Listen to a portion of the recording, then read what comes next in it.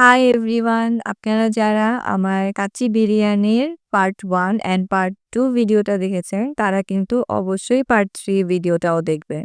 কারণ পার্ট 3 টাই হচ্ছে সবচেয়ে মজার কাজ অ্যান্ড দেখতেও সুন্দর লাগতেছে।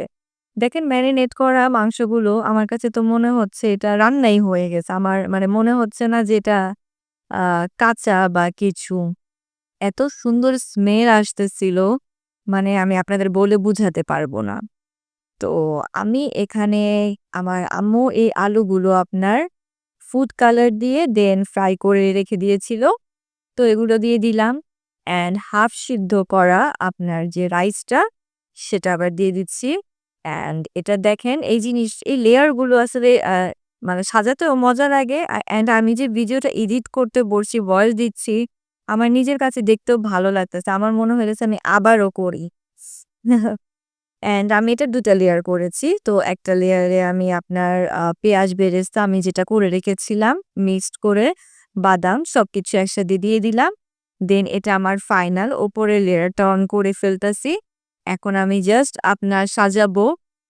ওপরে আমি আলু বোখারা আমার খুব পছন্দের। তো আলু বোখারাগুলাও উপরে সুন্দর করে দিয়ে দিলাম। তারপর ফাইনাল যেটা দিব সেটা হচ্ছে জাফরানি দুধটা।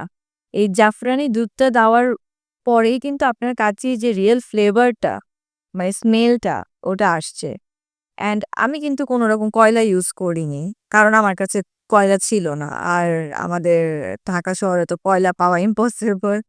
আ একবার আমি কয়লা কিনতে গেছিলাম জানেন? কয়লা আপনার ১ কেজি নাকি হাফ কেজি কিনতে হবে ৩০০ নাকি ৳৩৫০ শুনে আমি বলি কি, "না ভাই থাক আমার লাগবে না কয়লা।" তো যাকগে এটা একটা শেয়ার করলাম কথা। ফানি কথা আরকি। তো আমার কাচ্চি বিরিয়ানি সাজানো ডান। আমি শুধু এটা দমে দিয়ে দিব অ্যান্ড এটা কিন্তু অনেক মজা হয়েছিল।